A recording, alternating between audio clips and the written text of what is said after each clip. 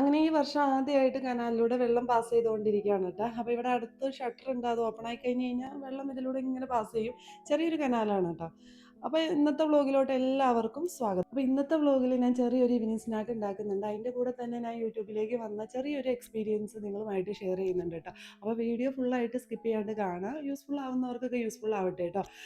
പിന്നെ ഞാനുണ്ടല്ലോ കഴിഞ്ഞ ദിവസം മലയാറ്റൂർക്ക് പോയല്ലോ. അപ്പോൾ അവിടെ പോയപ്പോൾ ഞാൻ ബജി മേടിച്ചു കേട്ടോ. അപ്പം നല്ല ടേസ്റ്റാണ്. എന്നാൽ പിന്നെ നമുക്ക് വീട്ടിലുണ്ടാക്കുകയാണെങ്കിൽ കുറച്ചും കൂടി സ്പെഷ്യൽ ആവുമല്ലോ എന്നൊക്കെ കരുതിയിട്ട് ഞാൻ കോളിഫ്ലവർ മേടിപ്പിച്ചിട്ടുണ്ടായിരുന്നു കേട്ടോ. അപ്പോൾ ഇതിന് മുമ്പുള്ള എൻ്റെ ഡെയിലി വ്ളോഗ്സ് ഒക്കെ എടുക്കുമ്പോൾ കാണാം, ഞാൻ രാവിലെ ബ്രേക്ക്ഫാസ്റ്റ്, ലഞ്ച്, അതുപോലെ റെസിപ്പീസ് കാര്യങ്ങളൊക്കെ ഉൾപ്പെടുത്തി വ്ളോഗ് എടുത്ത് പോയേക്കുന്നത് കേട്ടോ. ഇതുവരെ ഞാൻ ഈവനിങ്ങിലെ വിശേഷങ്ങളൊക്കെ ഉൾപ്പെടുത്തിയിട്ട് ഒരു വ്ളോഗ് ഇട്ടിട്ടില്ല. എന്നാൽ പിന്നെ ഇന്ന് ഇതുപോലെ ചെറിയൊരു റെസിപ്പി, അതായത് ബജി ഉണ്ടാക്കുന്നു, അതിൻ്റെ കൂടെ തന്നെ എൻ്റെ യൂട്യൂബിൽ ഞാൻ വന്നപ്പോഴുള്ള എൻ്റെ ചെറിയൊരു എക്സ്പീരിയൻസും നിങ്ങളുമായിട്ട് ഷെയർ ചെയ്യാമെന്ന് വിചാരിച്ചു കേട്ടോ. അപ്പോൾ 2 ദിവസം മുമ്പ് മേടിച്ച് വെച്ചതാണ് കേട്ടോ. അപ്പോൾ എനിക്ക് സമയം കിട്ടാത്തതുകൊണ്ട് ഞാൻ ഉണ്ടാക്കിയില്ല. പിന്നെ അതേ കുട്ടികൾക്ക് ഭയങ്കര നിർബന്ധം, ഇന്ന് ഉണ്ടാക്കുന്നൊക്കെ പറഞ്ഞ്. അപ്പോൾ ഈവനിങ് ആയപ്പോൾ ഞാൻ ആ കോളിഫ്ലവറിനെ എടുത്തിട്ട് കട്ട് ചെയ്തെടുക്കുകയാണ്. ആദ്യം ഞാനൊന്ന് കട്ട് ചെയ്തെടുത്തിട്ടാണ് കഴുകണേ. കാരണം ഈ കോളിഫ്ലവറിൻ്റെ അകത്തുണ്ടല്ലോ ഈ പുഴുക്കളൊക്കെ ഉണ്ടാവും. അപ്പോൾ ആദ്യം പോയിട്ട് അത് കഴുകിയിട്ട് കട്ട് ചെയ്യാമെന്ന് വിചാരിച്ചിട്ടുണ്ടെങ്കിൽ അതിൻ്റെ ഉള്ളിൽ നമ്മളിങ്ങനെ പിച്ചി പറിച്ചൊക്കെ എടുക്കുമ്പോൾ ഉണ്ടല്ലോ പുഴുക്കളുണ്ടെങ്കിൽ നമ്മൾ അറിയില്ല. അപ്പോൾ നമുക്കത് കട്ട് ചെയ്തെടുത്തിട്ട് കഴുകുകയാണെങ്കിൽ ആ പുഴുക്കളൊക്കെ ഉണ്ടെങ്കിൽ അതിൻ്റെ കൂടെ തന്നെ അങ്ങോട്ട് പോകുമല്ലോ. അപ്പോൾ ഞാൻ ഒരു 3-4 തവണയായിട്ട് ഞാൻ കഴുകിട്ടോ. കാരണം എനിക്ക് പണ്ട് ഇതുപോലൊരു പണി പറ്റിയിട്ടുണ്ടായിരുന്നു. ഈ കോളിഫ്ലവർ ഉണ്ടല്ലോ, ഞാൻ ഇങ്ങനെ പിച്ചി പറിച്ചെടുത്തിട്ട് അരിഞ്ഞ് ഇങ്ങനെ വന്നപ്പോൾ ഉണ്ടല്ലോ അതിൽ നന്നായിട്ട് ഇങ്ങനെ പുഴുക്കളൊക്കെ അവിടെ ഇവിടെയൊക്കെ ഇരിക്കുന്നുണ്ടായിരുന്നു.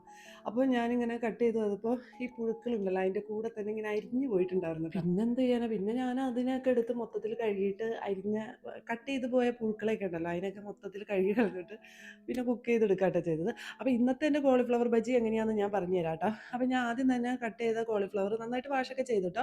അപ്പോൾ ഞാൻ ആദ്യം അത് വേവിച്ചെടുക്കുന്നുണ്ട് കേട്ടോ. അല്ലെങ്കിൽ നമ്മൾ ബജി ഡയറക്റ്റ് ബജി മാവിൽ മുക്കിയിട്ട് ഫ്രൈ ചെയ്തിട്ടുണ്ടെങ്കിൽ ആ ബജിയൊക്കെ ഇങ്ങനെ മൊത്തത്തിൽ, അതായത് മാവ് നന്നായിട്ട് ഫ്രൈ ആയിട്ടിരിക്കും, കോളിഫ്ലവർ വേവില്ല, അങ്ങനത്തെ ഒരു പ്രശ്നം വരും. അതുകൊണ്ട് തന്നെ ഞാൻ ആദ്യം തന്നെ കുറച്ച് മഞ്ഞൾപ്പൊടി ഉപ്പും കൂടി ഇട്ടിട്ട് കട്ട് ചെയ്ത കോളിഫ്ലവർ അടുപ്പത്ത് വെച്ചത് വേവിക്കുകയാണ് കേട്ടോ. കുറച്ച് വെള്ളം കൂടി ഒഴിച്ചിട്ടുണ്ടായിരുന്നു. ചെറിയൊരു വേവ് മതി കേട്ടോ, ഒരുപാട് വേവിക്കരുത്. കോളിഫ്ലവറിന് അറിയാലോ, വേവ് കുറച്ച് മതി.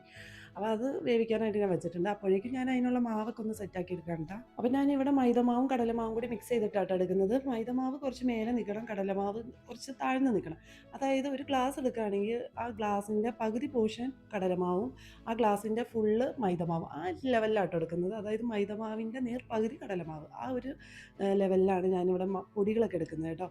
എന്നിട്ട് അതിലേക്ക് കുറച്ച് മുളക് പൊടിയും മഞ്ഞൾപ്പൊടിയും കൂടി ഉപ്പും ആവശ്യത്തിന് വെള്ളം കൂടി ചേർത്തിട്ട് നന്നായിട്ട്, അതായത് കട്ട കെട്ടാണ്ട് മാവ് നന്നായിട്ട് മിക്സ് ചെയ്തെടുക്കണേ. പിന്നെ എനിക്കുണ്ടല്ലോ ഈ കടലമാവിൽ ഫ്രൈ ചെയ്തെടുക്കുന്നത് ഒരുപാട് എനിക്ക് ഇഷ്ടമല്ല കേട്ടോ. പക്ഷേ ഈ ബജിയൊക്കെ ഉണ്ടാക്കുമ്പോൾ കടലമാവ് ഒഴിച്ചുകൂടാനും പറ്റില്ലല്ലോ. അപ്പോൾ ഞാൻ ഈ പഴംപൊരിയൊക്കെ പുറത്തുനിന്നൊക്കെ മേടിക്കുമ്പോൾ ചില കടകളിലൊക്കെ ഉണ്ടല്ലോ പഴംപൊരി കടലമാവിൽ ഇങ്ങനെ ഫ്രൈ ചെയ്ത് കൊണ്ടുവന്ന് ഞാൻ കഴിച്ചിട്ടുണ്ട് കേട്ടോ. പക്ഷേ നമ്മളത് കുറച്ച് കഴിക്കുമ്പോഴേക്കും നമ്മുടെ വയറും നിറയും, പിന്നെ എന്തോ തലയ്ക്ക് മൊത്തം പിടിച്ചൊരു ഫീലായിരിക്കും കേട്ടോ. അപ്പോൾ എനിക്ക് പണ്ടേ തുടങ്ങി ആ കടലമാവിനോട് വലിയ ഇഷ്ടമൊന്നുമില്ല കേട്ടോ. അപ്പോഴേക്കും എൻ്റെ കോളിഫ്ലവറൊക്കെ വെന്തിട്ടുണ്ടായിരുന്നു. അപ്പോൾ ഞാനത് വെള്ളം ഊറ്റി അങ്ങോട്ട് എടുത്ത് മാറ്റി വയ്ക്കുകയാണ് കേട്ടോ. പിന്നെ മാവിൽ കുറച്ച് കറിവേപ്പിലയും മല്ലിയിലയൊക്കെ ഇടണമല്ലോ. അപ്പോൾ എൻ്റെ കയ്യിൽ മല്ലിയില ഇല്ലാത്തതുകൊണ്ട് ഞാനിപ്പോൾ ഇടുന്നില്ല. എന്നാൽ പിന്നെ നമ്മുടെ കയ്യിലുള്ളത് കറിവേപ്പിലയാണ്, അതിനാണെങ്കിൽ ഒട്ടും ക്ഷാമവുമില്ല. എന്നാൽ പിന്നെ അത് ഒടിച്ചേക്കാന്ന് എഴുതി അങ്ങനെ പുറത്തേക്ക് ഇറങ്ങാൻ കേട്ടോ. ഇപ്പോൾ ടൈം ഒരു 5-5:30 ആയിട്ടുണ്ടായിരുന്നു. അപ്പോൾ ദേ ഇപ്പോൾ മരങ്ങളൊക്കെ നന്നായിട്ട് പൊങ്ങിയിട്ടുണ്ട് കേട്ടോ. ഞാനിവിടെ പണ്ടൊക്കെ ചെടി വെച്ചപ്പോൾ ഉണ്ടല്ലോ അത്യാവശ്യം ഫ്ലവറിങ്ങും കാര്യങ്ങളൊക്കെ വന്നതാട്ടോ. ഇപ്പോൾ ദേ ഒരൊറ്റ പൂക്കളില്ല ഈ സൈഡിൽ. വെയിലേറുള്ളിടത്താണ് സാധാരണ പൂക്കളൊക്കെ ഉണ്ടാവാറ് കേട്ടോ. അപ്പോൾ ഞാൻ ഇങ്ങനെ വെറുതെ നിർത്തിയേക്കാണ് കേട്ടോ. അപ്പോൾ ഞാൻ ഇങ്ങനെ ഇറങ്ങിയപ്പോൾ ഉണ്ടല്ലോ നമ്മുടെ കനാലൊക്കെ അവിടെ വെട്ടി വൃത്തിയാക്കിക്കൊണ്ടിരിക്കുകയായിരുന്നു കേട്ടോ പകൽ കുറേ ചേച്ചിമാർ.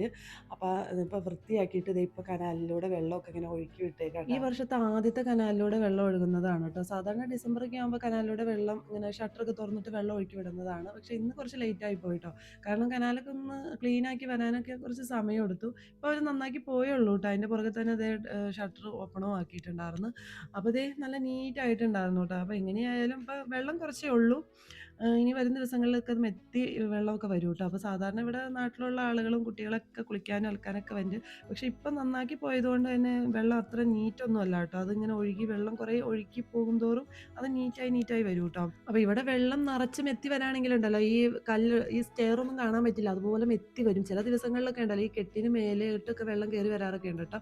അപ്പോൾ പിന്നെ അവിടെ അപ്പുറത്ത് ഷട്ടറൊക്കെ അടച്ച് പോകാറൊക്കെ ഉണ്ട്. പിന്നെ ഞാൻ വെള്ളത്തിലേക്ക് ഇറങ്ങിയപ്പോൾ നല്ല തണുപ്പായിരുന്നു കേട്ടോ. ഈ ഡാമിൽ നിന്ന് ഡയറക്റ്റ് വരുന്ന വെള്ളം ആയതുകൊണ്ട് ഭയങ്കര തണുപ്പാണ് ഇരിക്കുകയാണ് കേട്ടോ.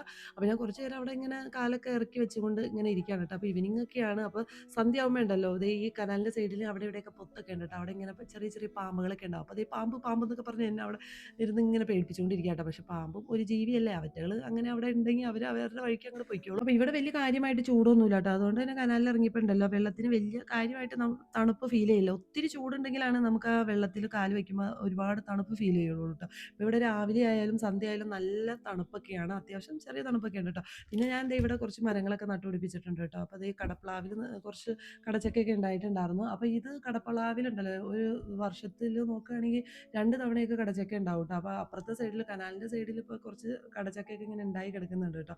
അപ്പോൾ അതെന്തോരായി എന്നൊക്കെ ഇങ്ങനെ നോക്കുമായിരുന്നു. അപ്പോൾ അത്യാവശ്യം 2, 3 എണ്ണമൊക്കെ അതിൽ മൂത്ത് കിടക്കുന്നുണ്ടായിരുന്നു. ഈ കനാലിൽ വെള്ളമുള്ള ദിവസങ്ങളിലുണ്ടല്ലോ ആ സൈഡിൽ നിന്നൊക്കെ പറിക്കാൻ നോക്കിയിട്ടുണ്ടെങ്കിൽ നടക്കില്ല. കാരണം അത് പറിക്കുമ്പോഴൊക്കെ ഉണ്ടല്ലോ അത് കനാലിലെ വെള്ളത്തിൽ ഇങ്ങനെ ചാടി ഒഴുകിപ്പോകും, അത് കിട്ടില്ല. അതുകൊണ്ട് പിന്നെ നമ്മൾ അത് മൂത്തോ മൂക്കാത്തതാണോ എന്നൊക്കെ ഇങ്ങനെ ചെക്ക് ചെയ്യാനായിട്ട് ഇറങ്ങിയതാണ്. പറിച്ച കറിവേപ്പില ഞാൻ അതിലേക്ക് കട്ട് ചെയ്തിട്ട് കൊടുക്കുന്നുണ്ട് കേട്ടോ. ഞാൻ കോളിഫ്ലവർ നേരത്തെ വേവിച്ച് വെച്ചിട്ടുണ്ടായിരുന്നു. അപ്പോൾ ആ വേവിച്ച കോളിഫ്ലവറിനെ മൊത്തത്തിൽ ആ മാവിലേക്ക് ഞാൻ ഡിപ്പ് ചെയ്യാണ്ട്, ഞാൻ സെപ്പറേറ്റ് ഇട്ട് ഡിപ്പ് ചെയ്ത് ഫ്രൈ ചെയ്തെടുക്കല്ല കേട്ടോ. മൊത്തത്തിൽ കോളിഫ്ലവർ ആ മാവിലേക്ക് ഇട്ടിട്ട് ഒന്ന് മിക്സ് ചെയ്തെടുക്കുകയാണ്. എന്നിട്ട് ഞാൻ ഇത് കുക്ക് ചെയ്തെടുക്കുന്നത് സൺഫ്ലവർ ഓയിലാണ് കേട്ടോ. ഞാൻ പണ്ട് തുടങ്ങിയ സൺഫ്ലവർ ഓയിലാണ് ഇതൊക്കെ കുക്ക് ചെയ്തെടുക്കുന്നത്. അതായത് മെയിനായിട്ട് ഈ സ്നാക്സ് ഐറ്റംസ് മൊത്തം ഫ്രൈ ചെയ്തെടുക്കുന്നത് സൺഫ്ലവർ ഓയിലാണ് കേട്ടോ. പിന്നെ നാടൻ കോക്കനട്ട് ഓയിലും വളരെ നല്ലതാണ്. ഞാൻ ഇവിടെ ചക്കിലാട്ടിയ വെളിച്ചെണ്ണ കേട്ടോ മേടിക്കുന്നത്. പക്ഷേ അതിൽ കുക്ക് ചെയ്താലുണ്ടല്ലോ നമുക്ക് നഷ്ടമായിരിക്കും. കാരണം അറിയാലോ വെളിച്ചെണ്ണയുടെ റേറ്റ് ഒക്കെ നോക്കുമ്പോൾ. പക്ഷേ എനിക്കിപ്പോൾ തോന്നുന്നു സൺഫ്ലവർ ഓയിലായാലും നാച്ചുറൽ വെളിച്ചെണ്ണയായാലും റേറ്റൊക്കെ ഏകദേശം ഒരുപോലെയൊക്കെയാണ് കേട്ടോ. എന്നിട്ട് ഞാനതൊന്ന് ഓരോന്നായിട്ട് ഫ്രൈ ചെയ്തെടുക്കാൻ പോകട്ടോ. ഓരോന്നായിട്ടല്ല 2 ട്രിപ്പായിട്ടാണ് ഞാൻ ഫ്രൈ ചെയ്തെടുക്കുന്നത് കേട്ടോ. അപ്പോൾ അത് ഫ്രൈ ആയി വരുമ്പോൾ ഞാൻ കുറച്ച് കറിവേപ്പിലയും കൂടി ഇട്ട് സെറ്റാക്കി വരുന്നതാണ് നമ്മുടെ കോളിഫ്ലവർ ബജി കേട്ടോ. അപ്പോൾ നല്ല ടേസ്റ്റൊക്കെ ഉണ്ടായിരുന്നു കേട്ടോ. അപ്പോൾ ഞാനിപ്പോൾ ഈ എഡിറ്റ് ചെയ്യുമ്പോൾ, അതായത് വോയിസ് ഓവർ കൊടുക്കുമ്പോൾ തന്നെ എനിക്ക് വായിന്ന് വെള്ളമൊക്കെ വരുന്നുണ്ട്. അപ്പോൾ നിങ്ങൾ മൊത്തത്തിൽ കാണാം. ഇനി ഞാൻ എൻ്റെ യൂട്യൂബ് ജേണിയെ പറ്റി പറയാം. ഞാൻ യൂട്യൂബിൽ വന്നിട്ട് ഏകദേശം 1 ഇയറും 2 മന്ത്സും ആയിട്ടുണ്ട് കേട്ടോ. അപ്പോൾ ഞാൻ ഭയങ്കര പ്രതീക്ഷയോടുകൂടി തന്നെയാണ് യൂട്യൂബ് ചാനൽ ക്രിയേറ്റ് ചെയ്ത് ഇങ്ങനെ വന്നത്. അപ്പോൾ അന്ന് സ്റ്റാർട്ട് ചെയ്ത സമയത്ത് വലിയ സപ്പോർട്ടൊക്കെ കിട്ടുമെന്നൊക്കെ പ്രതീക്ഷിച്ചാട്ടോ വന്നത്. അപ്പം എനിക്ക് പിന്നെ മനസ്സിലായി സത്യം പറഞ്ഞാൽ ആരും സപ്പോർട്ടേഴ്സ് എന്ന് പറയുന്നത് ഇല്ല എന്നുള്ളത്. പിന്നെ എനിക്കിപ്പോൾ തോന്നുന്നു നിങ്ങളൊക്കെ തന്നെയാണ് എൻ്റെ സപ്പോർട്ടേഴ്സ് എന്നൊക്കെ പറയുന്നത്. പിന്നെ കുറേ കൂട്ടുകാർ എൻ്റെ കമൻറ്റ് ബോക്സിൽ വന്നിട്ട് കമൻറ്റ് ചെയ്തിട്ടുണ്ടായിരുന്നു, ഞങ്ങൾ കുറേ വർഷമായിട്ട് യൂട്യൂബ് ചാനലിൽ വീഡിയോസൊക്കെ ഇടുന്നുണ്ട്. പിന്നെ ഞങ്ങൾക്ക് വ്യൂസ് കുറവായതുകൊണ്ട് തന്നെ ഞങ്ങൾക്ക് പിന്നെ വീഡിയോസ് അപ്ലോഡ് ചെയ്യാനായിട്ട് ഭയങ്കര മടിയാണെന്ന്. അത് ശരിയാട്ടെ, എനിക്ക് പലപ്പോഴും തോന്നിയിട്ടുണ്ട്. എൻ്റെ ചാനലിലും എനിക്കും വലിയ കാര്യമായിട്ട് വ്യൂസ് ഇല്ല, അപ്പോൾ പിന്നെ ഇതുകൊണ്ട് വലിയ ഗുണമൊന്നും ഉണ്ടാവാൻ പോണില്ല എന്നൊക്കെ ഇപ്പോൾ വിചാരിച്ചിട്ട് അത് സ്റ്റോപ്പ് ചെയ്ത് കളയാനുള്ള പല ഘട്ടങ്ങളും വന്നിട്ടുണ്ടായിരുന്നു. പക്ഷെ ഞാൻ പിന്നെയും ഇത് സ്റ്റോപ്പ് ചെയ്ത് ഞാൻ എന്ത് ചെയ്യും പിന്നെ എന്ന് ഞാനിങ്ങനെ ഓർത്തിരിക്കുകയാണ് കേട്ടോ. അങ്ങനെ ഓർത്ത് ഇങ്ങനെ ഓരോ ദിവസം കഴിച്ച് കൂട്ടി ഞാനിങ്ങനെ ഓരോന്നൊക്കെ അവിടെ നിന്ന് ഇവിടുന്നൊക്കെ ക്രിയേറ്റ് ചെയ്ത് ഞാനിങ്ങനെ പോവുകയാണ്. പിന്നെ നിങ്ങൾ വിചാരിക്കും എന്തിനാ ഇങ്ങനെ ചാനലിൽ വീഡിയോസൊക്കെ ഇട്ട് പോണേന്ന്. പക്ഷെ അതൊന്നും അല്ല കേട്ടോ. നമുക്കുണ്ടല്ലോ ഒരു സന്തോഷം വേണം. ഇപ്പം നമുക്കൊരു ജോലിക്ക് പോകണമെങ്കിൽ ആദ്യം വേണ്ടത് സന്തോഷം ഉണ്ടെങ്കിൽ നമുക്ക് പുറത്ത് പോയി ഒരു ജോലിക്ക് വരെ പോകാൻ പറ്റുള്ളൂ കേട്ടോ. അപ്പോൾ നമുക്കൊരു സന്തോഷം കിട്ടുന്നുണ്ട് ഇതിൽ നിന്ന്. അപ്പോൾ ഞാൻ ഈ യൂട്യൂബ് ചാനൽ വന്നപ്പോൾ ഭയങ്കരമായിട്ട് പ്രതീക്ഷിച്ചൊക്കെ വന്നതാണ്, നമുക്ക് ഇത് റീച്ചാവും, ഇൻകം കിട്ടും, അങ്ങനെയൊക്കെ പ്രതീക്ഷിച്ച് വന്നതാണ്. പിന്നെ മനസ്സിലായി നമുക്കിതിന് ഒരുപാട് സപ്പോർട്ടേഴ്സ് ഉണ്ടെങ്കിലാണ് ഇതിൽ നമുക്ക് കയറിപ്പോരാൻ പറ്റുള്ളൂ.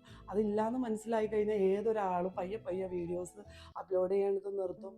പിന്നെ അതിൽ നിന്ന് ഇങ്ങനെ പിന്മാറിപ്പോകും. അങ്ങനെയാണ് ഒട്ടുമിക്ക യൂട്യൂബേഴ്സും ഇതിൽ നിന്ന് ഇങ്ങനെ മാറി പോകുന്നത്. പക്ഷെ ഞാനിപ്പോൾ വീഡിയോസ് ഇടുന്നത് എനിക്ക് ഒരുപാട് ഫ്രണ്ട്സോ കാര്യങ്ങളോ ഒന്നുമില്ല.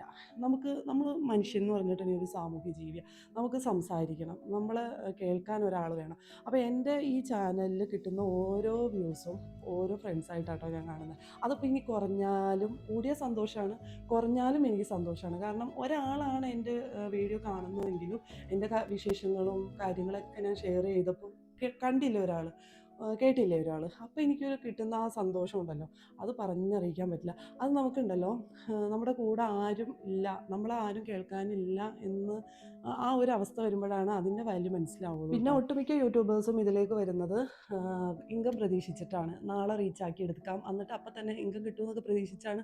ഇപ്പം ഞാൻ ഉൾപ്പെടെ അങ്ങനെയാട്ടോ വന്നിരിക്കുന്നത്. പിന്നെ കുറേ വീഡിയോസൊക്കെ ഇട്ട് ഇങ്ങനെ പോകുമ്പോൾ മനസ്സിലാവും ഇതുകൊണ്ട് വലിയ ഏൺ ചെയ്യാനൊന്നും പറ്റില്ല, നമുക്കൊരു ചെറിയ ഹാപ്പിനെസ് കിട്ടും. പക്ഷേ എനിക്കിപ്പോൾ ചെറിയൊരു ഹാപ്പിനെസ്, ഇപ്പോൾ ഞാൻ നേരത്തെ പറഞ്ഞില്ലേ ഒരാളെ കാണുന്നതെങ്കിലും അത് ഒരാളാണ് കേൾക്കുന്നതെങ്കിലും ഉള്ളൊരു സന്തോഷം, ആദ്യം വേണ്ടത് നമുക്ക് സന്തോഷം. അപ്പോൾ ആ സന്തോഷം ക്രിയേറ്റ് ചെയ്തിട്ട് ബാക്കിയുള്ളതൊക്കെ പയ്യെ താനെ വരും കേട്ടോ. പിന്നെ ചാനൽ തുടങ്ങിയിട്ട് എടുത്തോ പിടിച്ചോ എന്ന് പറഞ്ഞിട്ട് കുറേ സബ്സ്ക്രൈബേഴ്സും കുറേ വ്യൂസും അങ്ങനെ പ്രതീക്ഷിക്കരുത്. പക്ഷെ അതൊക്കെ കിട്ടുന്ന ഒത്തിരി പേരുണ്ട്. അപ്പോൾ നമുക്ക് എന്തെങ്കിലും പോരായ്മകളൊക്കെ ഉണ്ടായിട്ടായിരിക്കുമല്ലോ നമ്മുടെ ചാനൽ ഒന്ന് കയറി പോരാത്തത് എന്ന് വിചാരിക്കുക.